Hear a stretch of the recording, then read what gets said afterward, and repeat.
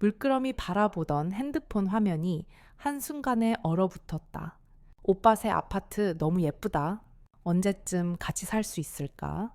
짧은 문장 하나에 한여름 밤, 정은의 심장이 얼음처럼 식어갔다. 서울 강남의 15층 고급 오피스텔. 정은과 태호는 결혼 10년 차 부부였다. 아이는 없었지만 둘은 언제나 다정한 모습이었다. 정근 37살의 회계팀 과장은 늘 성실했고 차분했다. 남편 태호는 40살, 중견 건설사에서 프로젝트 매니저로 일하며 바쁜 나날을 보냈다. 그는 종종 야근이나 출장을 핑계로 늦게 들어오곤 했지만 늘 사랑해라는 문자와 함께 작은 선물로 아내를 안심시켰다. 정은은 그런 남편을 철석같이 믿었다. 밤마다 잘 자요. 보고 싶어요. 라는 태호의 메시지를 보며 미소 지은 날들이 얼마나 많았던가.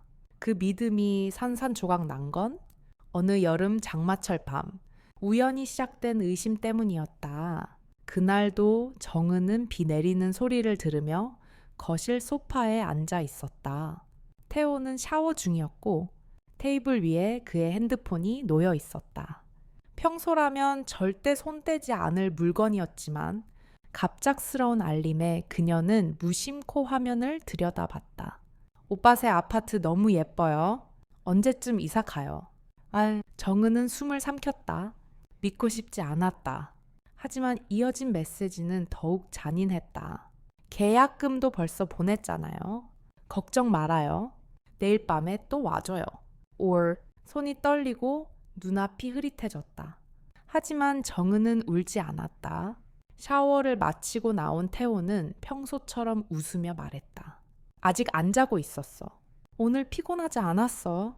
정은은 미소 지으며 고개를 끄덕였다. 그냥 좀 늦게 자고 싶어서. 그리고 핸드폰을 가리켰다. 아까 알림 뜨던데 누가 메시지 보냈더라. 태호는 순간 움찔했지만 곧 태연하게 웃으며 말했다. 회사 동료야. 프로젝트 얘기 좀 있었어. 별거 아냐. 정은은 아무 말 없이 고개를 끄덕였지만 속으로는 다짐했다. 이제부터는 다르게 움직여야 해. 그날 밤 정은은 한숨도 자지 못했다. 옆에 누운 남편은 아무것도 모른 채 잠들어 있었고 그녀는 천장을 바라보며 수백 가지 생각에 시달렸다. 다음 날 아침 태호가 출근한 후 정은은 곧장 부부 공동명의 통장을 열어봤다. 평소에는 남편을 믿고 거의 신경 쓰지 않던 부분이었다. 그런데 며칠 전 5천만 원이 계약금이라는 이름으로 빠져나간 기록이 있었다. 그녀는 태호의 이메일을 확인했고 거기엔 한강뷰 레지던스라는 부동산 회사에서 보낸 계약서가 있었다. 구매자는 태호, 수령인은 윤세진이라는 생소한 이름이었다. 이현세진 누구지?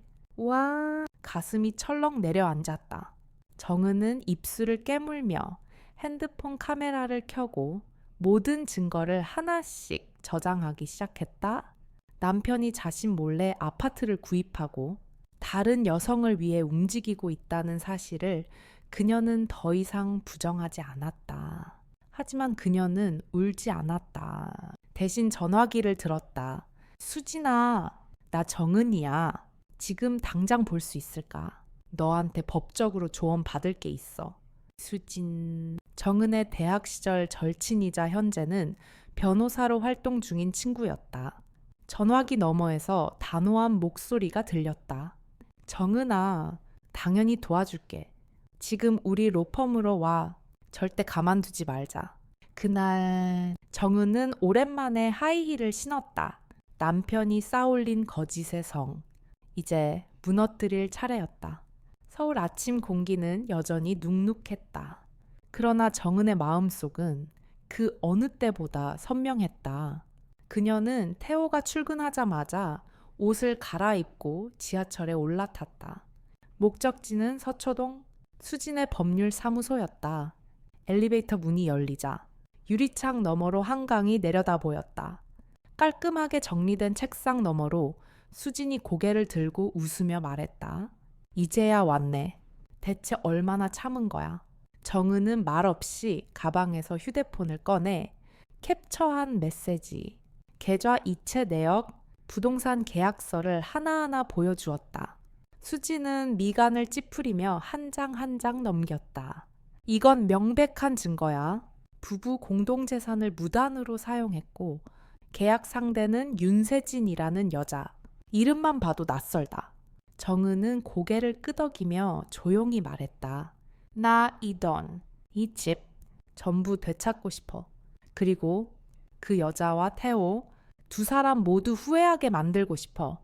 수지는 노트북을 열고 빠르게 타이핑을 시작했다. 요아, 그럼 이렇게 하자. 첫 번째, 내 명의로 된 예금과 증권 계좌를 전부 안전 계좌로 이체해. 두 번째, 내가 위임장 위조 서류를 만들어서 태호 몰래 전재산 관리권을 확보하자.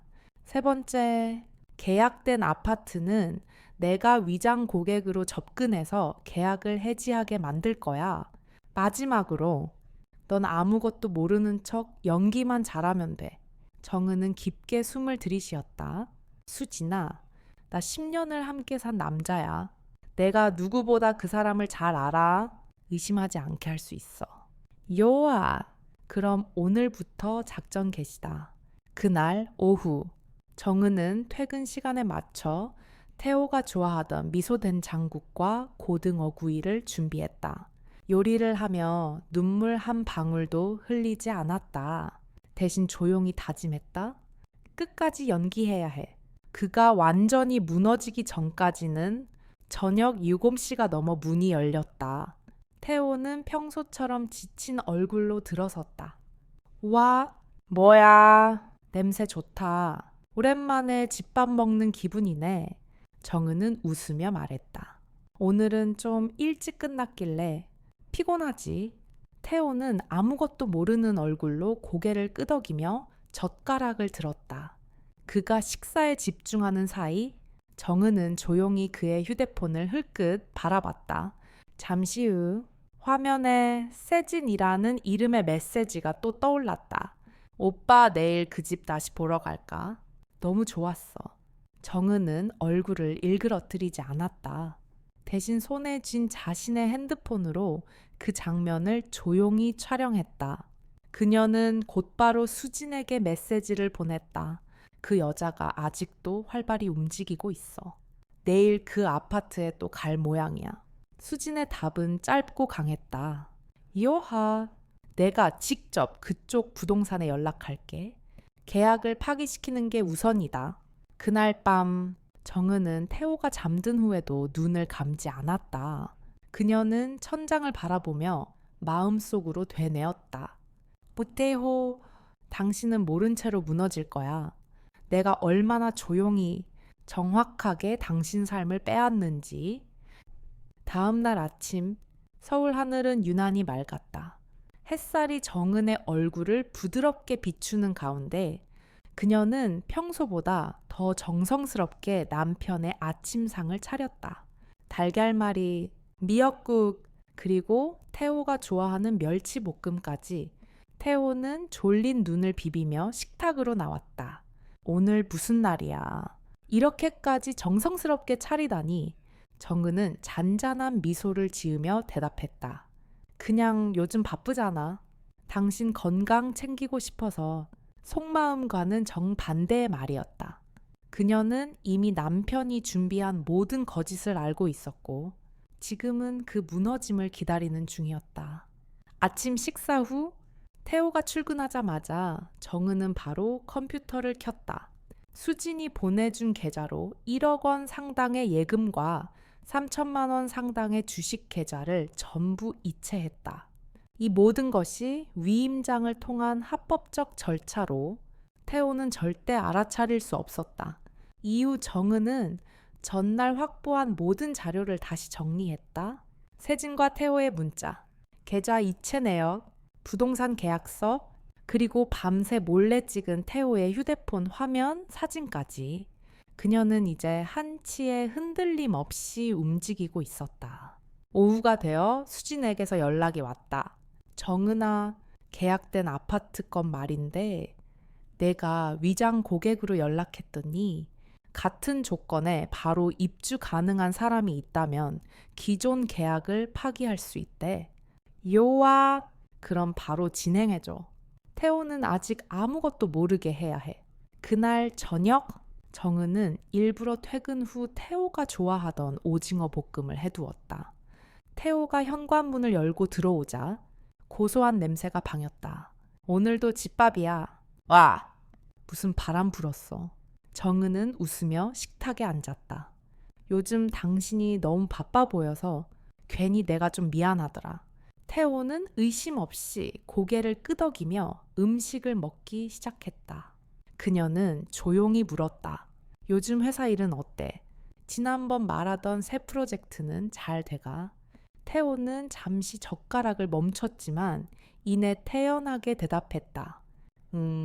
잘 돼가고 있어. 곧 좋은 소식 있을지도 몰라.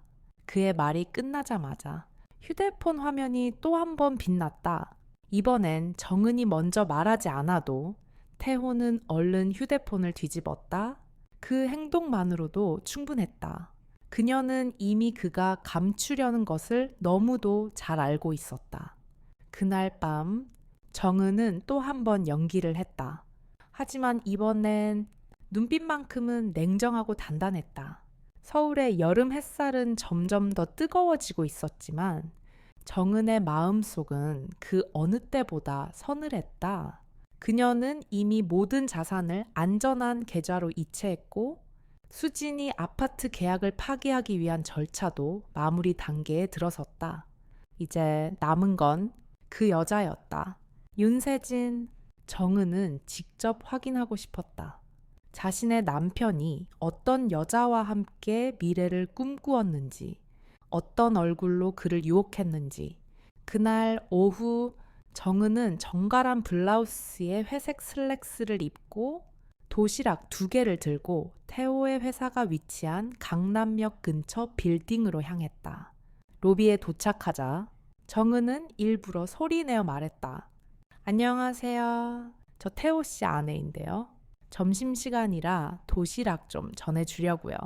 그 말을 들은 순간 카운터 뒤에 있던 젊은 여성 한 명이 순간적으로 눈을 피했다. 작은 체구의 단정한 메이크업. 그러나 눈갠 당황이 역력했다. 정은은 미소 지으며 다가갔다. 혹시 태호 씨 자리에 대신 전달해 주실 수 있나요?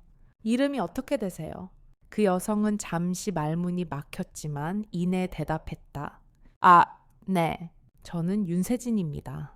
그 이름 정은은 이미 수십 번 되뇌었기에 절대 잊을 수 없었다. 하지만 겉으로는 아무 일도 없다는 듯 고개를 끄덕였다. 세진 씨, 예쁘시네요. 태호 씨 부탁 좀 드릴게요. 고맙습니다. 정은은 도시락을 건네고 자리를 떠났지만 로비를 벗어나자마자 표정은 싸늘하게 굳었다. 손에 쥐고 있던 녹음기 어플을 끄며 조용히 중얼거렸다. 확실히 했어. 이제 너도 끝이야. 그날 저녁 수진에게 문자를 보냈다. 세진이 확인했어. 아직 2사람 관계 계속되고 있고 날 보고도 당황하긴 했지만 숨기지 않아. 뻔뻔하게 내 남편 이름을 입에 올리더라. 수진의 답변은 간단했다. 요하, 그럼 다음 단계로 가자. 아파트 계약 취소 절차는 완료됐고 5천만 원 계약금은 날아갔어. 이제 태호는 알게 되겠지. 너는 계속 모르는 척만 해. 정은은 휴대폰을 내려놓고 부엌으로 향했다. 오늘 저녁은 태호가 좋아하는 김치찌개와 삼겹살이었다. 그녀는 다시 가면을 썼다. 상냥한 아내의 모습으로 태호는 평소처럼 늦게 퇴근했다. 퇴근하자마자 피곤한 얼굴로 소파에 털썩 앉았다. 오늘 무슨 날이야? 밥상이 엄청 화려하네. 정은은 웃으며 대답했다. 그냥 당신이 요즘 고생하니까 힘들어 보여서. 태호는 잠시 멍하니 아내를 바라보다 고개를 끄덕였다. 하지만 그는 몰랐다. 그녀의 따뜻한 말 한마디, 정성스러운 반찬 하나하나가 자신의 몰락을 향한 퍼즐 조각이라는 것을 서울 한강의 물결이 반짝이던 아침, 정은은 고요하게 창가에 앉아 커피를 마시고 있었다. 겉보기엔 평온했지만 그녀의 마음은 정확한 계산으로 가득 차 있었다. 곧 수진에게서 연락이 왔다. 정은아, 드디어 계약 취소 완료됐어. 계약금 5천만 원, 환불 불가 처리됐고 부동산도 다른 고객에게 매물 넘겼다더라. 정은은 커피를 내려놓고 조용히 말했다. 잘 됐네. 이제 태호가 본격적으로 흔들리겠지. 같은 시각, 태호는 사무실에서 전화 한 통을 받았다. 부동산 중개인 목소리는 딱딱했다. 고객님, 죄송하지만 이전에 계약하신 아파트가 다른 매수자에게 넘어갔습니다. 계약금은 위약 사유로 환불이 어렵습니다. 태호는 자리에서 벌떡 일어나 소리쳤다. 무슨 소리야? 내가 계약자고 돈도 냈는데 왜 내 동의 없이 넘겨? 그러나 이미 모든 절차는 끝나 있었다. 5천만 원이 사라졌다는 사실은 그에게 큰 충격이었다. 무언가 잘못되고 있음을 처음으로 직감한 순간이었다. 집으로 돌아온 태호는 얼굴이 창백했다. 정은은 언제나처럼 평소와 다름없는 미소로 맞았다. 오늘 많이 피곤해 보여. 무슨 일 있었어? 태호는 고개를 저으며 대답했다. 그냥 회사 일 때문에 좀 스트레스 받아서. 정은은 짐짓 걱정스러운 얼굴을 지으며 태호의 어깨를 두드렸다. 당신 너무 혼자서 짊어지지 마. 나도 당신 편이야. 그 말에 태호는 잠시 고개를 숙였다. 그녀의 말은 위로처럼 들렸지만 정은의 눈빛은 유리창보다 차가웠다. 그날 밤 정은은 조용히 책상에 앉아 정리한 문서 파일을 다시 꺼냈다. 모든 증거는 정리되어 있었다. 이제 남은 건 한 가지. 태호의 자백을 이끌어낼 환경을 조성하는 것. 다음날 수지는 익명의 전화번호로 태호에게 전화를 걸었다. 은행 직원을 사칭하며 말했다. 고객님, 공동명의 계좌에 문제가 발생하여 임시 정지되었습니다. 보안 절차를 위해 동의서 서명이 필요합니다. 태호는 당황한 듯 목소리를 높였다. 뭐라고요? 무슨 계좌 문제가 있다고요? 전화를 끊고 곧장 정은에게 달려간 태호는 숨을 몰아쉬며 말했다. 우리 통장에 문제가 생겼대. 뭐가 잘못됐는지 확인 좀 해봐줘. 정은은 침착하게 대답했다. 알겠어. 내가 확인해볼게. 근데 이거 먼저 사인해줘. 은행에서 부부간 위임장이 필요하대. 태호는 아무 의심 없이 서명했다. 그 위임장은 실제로는 정근이 모든 공동재산에 대해 단독 결정권을 가지는 법적 문서였다. 그녀는 사인을 확인하며 조용히 웃었다. 이제 너는 손 하나 까딱 못해. 모든 걸 넘긴 거야. 당신 손으로. 한여름의 저녁, 서울의 하늘은 붉은 노을로 물들어 있었다. 정은은 주방에서 조용히 된장찌개를 끓이며 라디오를 틀어놓았다. 평범한 하루처럼 보였지만 그녀의 머릿속은 또 다른 시나리오를 준비하고 있었다. 태호는 평소보다 일찍 퇴근했다. 얼굴은 수척했고 눈 밑에는 깊은 다크서클이 자리 잡고 있었다. 나 좀 힘들다. 처음으로 태호가 정근에게 힘든 내색을 했다. 정은은 조용히 식탁에 찌개를 올리며 물었다. 회사 일이야. 태호는 고개를 저으며 중얼거렸다. 그 여자랑도 잘 안 돼. 계약금도 날리고 회사에서도 이상한 소문이 도는 것 같아. 정은은 눈을 깜빡이며 묻는다.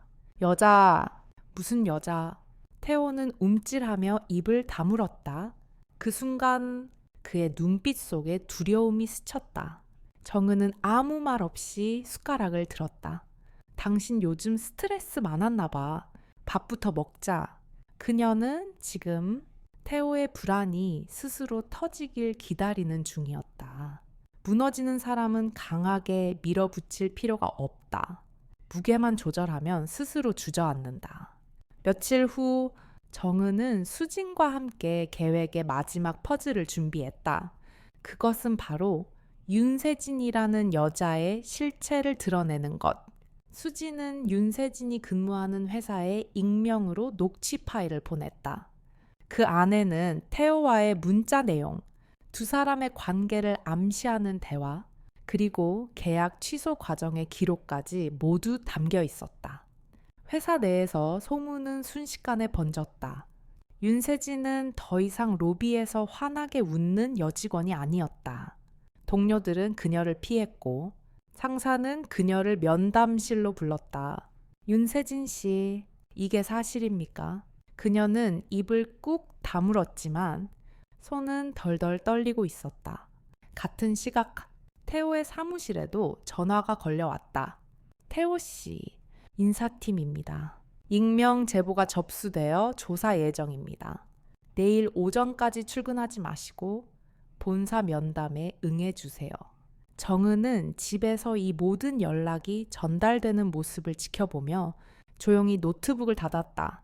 그녀는 이미 모든 파일을 정리해 두었고 태호가 더는 움직일 수 없는 상황으로 몰리고 있음을 알고 있었다.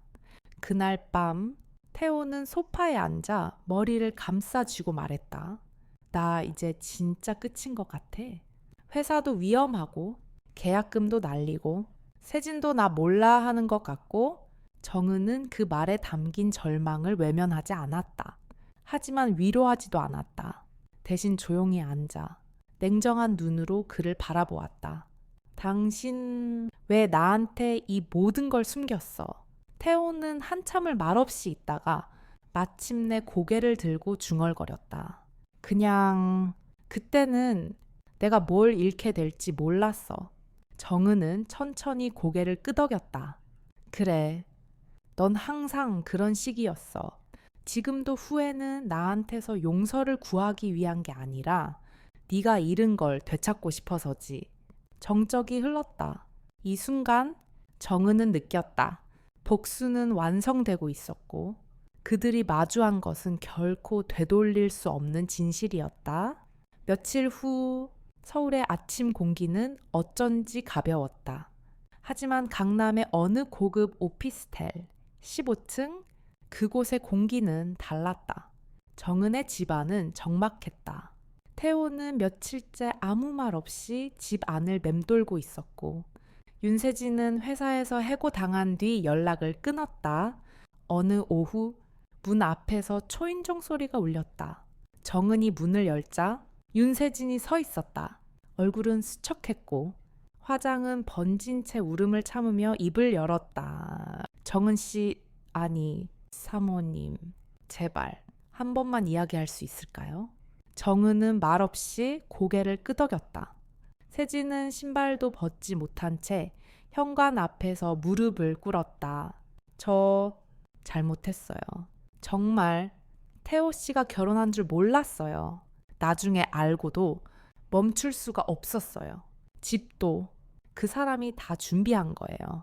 전 그냥 믿고 따랐을 뿐이에요.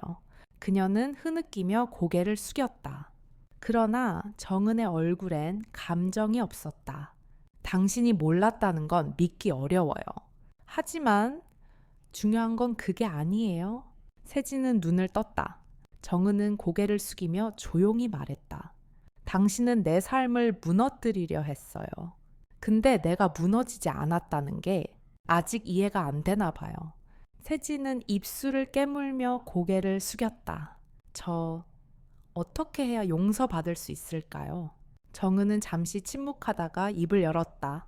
용서란 건 상대가 바뀌는 게 아니라 내가 놓아주는 거예요. 하지만 지금 나는 아직 놓을 생각이 없어요. 세진은 아무 말도 하지 못하고 일어났다. 그녀는 떠날 때까지 다시는 눈을 마주치지 못했다. 그날 밤, 태호는 술에 취한 채 돌아왔다. 소파에 앉아 말없이 눈물을 흘리던 그는 마침내 정은에게 고개를 들며 말했다. 정말 다 망가졌어. 나 세진이한테도 버림받았고 회사에서도 잘렸어. 이제 남은 건 너밖에 없어. 정은은 천천히 그의 앞에 섰다. 그럼 왜 날 버렸을까? 태호는 말문이 막혔다. 정은은 말없이 노트북을 켜더니 그가 썼던 위임 서류, 모든 계약 내역, 계좌 이전 내용이 정리된 파일을 열었다. 이 모든 건 네가 나에게 넘긴 거야.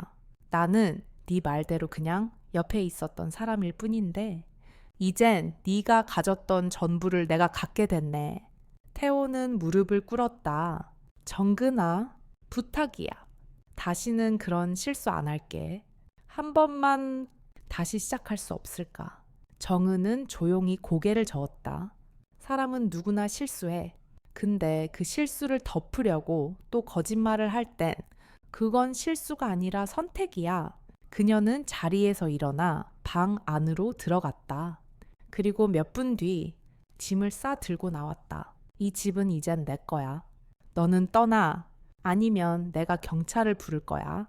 태호는 입을 떼지 못했다. 결국 그는 무거운 걸음으로 집을 나섰다. 그 순간 정은은 처음으로 깊게 숨을 쉬었다.